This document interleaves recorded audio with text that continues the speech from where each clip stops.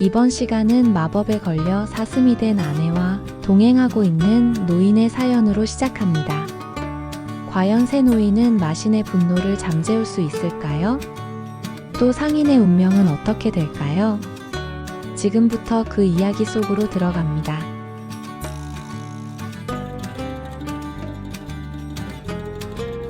첫 번째 노인이 이야기를 시작했습니다. 아내 여동생에게 남편이 있었습니다.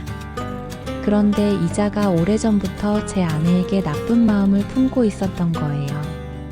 결국 어느 날 이 못된 놈이 아내에게 수작을 부렸습니다. 하지만 오직 나 이외에는 그 어떤 사람도 남자로 여기지 않는 아내가 딱 잘라 거절했지요. 제 아내가 요구를 들어주지 않자 그 녀석은 본색을 드러냈습니다. 이야기를 듣던 마신은 침을 꿀꺽 삼켰습니다. 그래서 그 녀석이 무슨 짓을 한 것이냐? 노인은 마신을 안달나게 하려고 한숨을 쉬며 뜸을 들였습니다. 사실 녀석은 마법사였습니다. 그놈은 제 아내가 절대 마음을 바꾸지 않을 거란 것을 알자 마법으로 제 아내를 사슴으로 만들었어요. 저런. 마신이 탄식했습니다. 하지만 한 가지 녀석이 모르는 사실이 있었지요. 저 역시 마법사거든요. 집으로 돌아오는 길에 그 모습을 본 저는 더 강한 마법으로 복수했습니다. 그를 황소로 만들어버렸지요. 하지만 마법을 걸 줄만 알았지 푸는 방법을 몰라 이렇게 암사슴과 함께 여행을 하고 있습니다. 혹시 누군가 아내의 저주를 풀어줄 사람을 찾아서 말이죠. 마신이 감탄하며 말했습니다. 정말 놀라운 이야기다. 약속대로 상인의 죄 3분의 1을 용서해주겠다. 그러자 두 번째 노인이 입을 열었습니다. 이제 제 차례군요. 이 두 마리 개는 사실 제 형들입니다. 마신은 개들과 노인을 번갈아 보며 신기해했습니다. 두 번째 노인이 미소를 지으며 말했습니다. 마신께서 저의 이야기를 듣고 재미있다고 여기신다면 저 젊은이의 죄 3분의 1을 용서해주세요. 뭐냐? 마신은 이야기가 너무 궁금한 나머지 노인의 제안이 채 끝나기도 전에 대답했어요.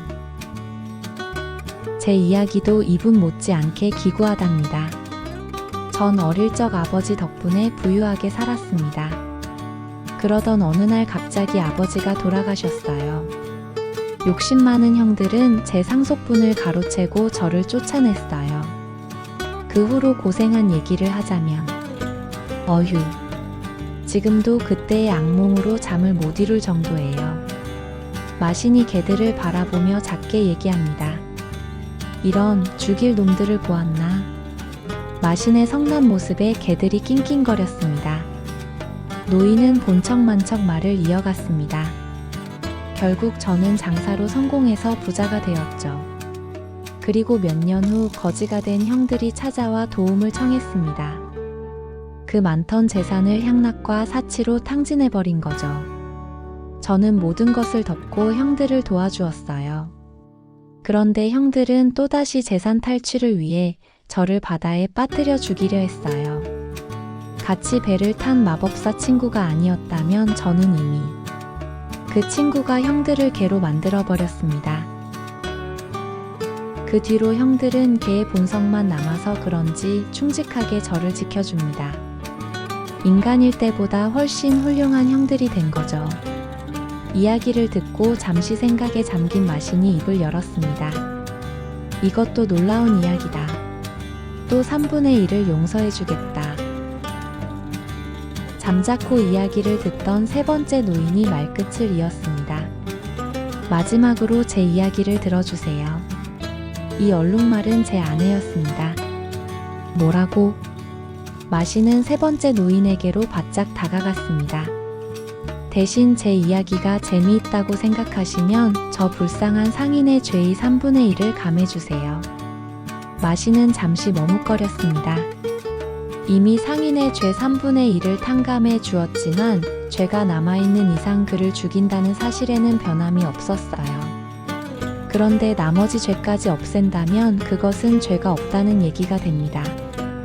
하지만 마시는 노인의 얘기가 너무나 듣고 싶었어요. 어쩌면 얘기가 재미없을 수도 있을 거야. 생각이 여기에 미치자 마시는 약속을 했습니다. 좋다. 거래를 하자. 노인은 헛기침을 한번 하고 말을 시작했습니다. 저는 상인인지라 자주 집을 비웠습니다. 그때마다 아내에게 집안일을 맡기고 뒷일을 부탁했지요. 아내는 정숙하고 정직한 여자라 어떤 의심도 하지 않았습니다. 그런데 언제부터인가 집의 재물이 조금씩 줄어들고 있었어요. 한두 번이 아니었습니다. 매번 여행에 돌아오면 곳간이 눈에 띄게 비어 있는 거예요.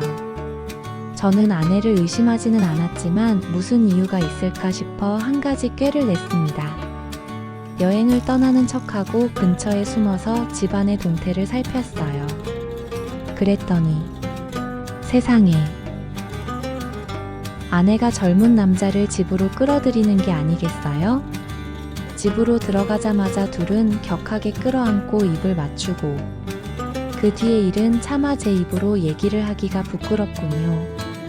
거기까지 듣고 있던 마신이 탄식했습니다. 그래, 넌 그런 꼴을 그대로 봐 넘겼단 말이냐? 노인이 손을 내저으며 말했습니다. 그럴 리가요. 전 당장에 집으로 뛰어들어갔습니다. 돌아온 저를 본 아내는 마법으로 저를 개로 만들려 했지요. 하지만 저도 사실은 과거에 마법을 배웠습니다. 제가 알고 있던 더 강한 마법으로 아내를 얼룩말로 만들었습니다. 그리고 겁에 질린 그 젊은 놈은 몽둥이로 흠씬 패주고 아내가 놈에게 주었던 재물도 돌려받았습니다. 잠시 뜸을 들이던 노인은 말을 이었습니다. 이제 전 이 얼룩말을 타고 여행을 다닙니다. 항상 옆에 두고 있으니 이젠 절 배신하지 못하지요. 마신이 고개를 끄덕였습니다. 정말 신기한 이야기구나. 마신은 아들의 원수를 갚지 못하는 것이 안타까웠습니다. 하지만 자신의 입으로 한 약속은 반드시 지켜야 했습니다. 세 이야기 모두 정말 훌륭하다. 약속대로 상인의 죄를 용서해주겠다. 상인은 뛸 듯이 기뻐했습니다. 정말인가요? 살 수 있다는 건가요? 마신이 고개를 끄덕였습니다. 그렇다. 이제 자유롭게 살아가거라. 셰헤라자데가 정리하듯 말했습니다. 전하, 이 이야기에서 무엇을 느끼셨나요? 왕이 잠시 생각하다 입을 열었습니다. 용서. 용서가 복수보다 강하다는 뜻인가? 셰헤라자데가 부드럽게 말했습니다. 그렇습니다. 분노는 자신도 다른 사람도 불행하게 만들죠. 하지만 용서는 모두를 자유롭게 해줍니다. 왕은 셰헤라자데의 말에 깊이 생각해 보았습니다. 자신의 분노도 마신과 다를 바 없다는 걸 느끼기 시작했어요. 왕이 조용히 중얼거렸습니다. 용서라. 잠시 침묵이 흘렀습니다. 왕의 마음에 작은 변화가 일어나고 있었어요. 왕이 다시 셰헤라자데를 바라보며 말했습니다. 다른 이야기가 또 있느냐? 왕의 목소리에서 예전의 차가움이 조금씩 사라지고 있었어요. 셰헤라자데는 이런 변화를 놓치지 않았습니다. 한 가난한 소년이 어떻게 세상에서 가장 아름다운 공주와 결혼하게 되었는지 들려드리겠습니다. 왕이 관심을 보이며 말했습니다.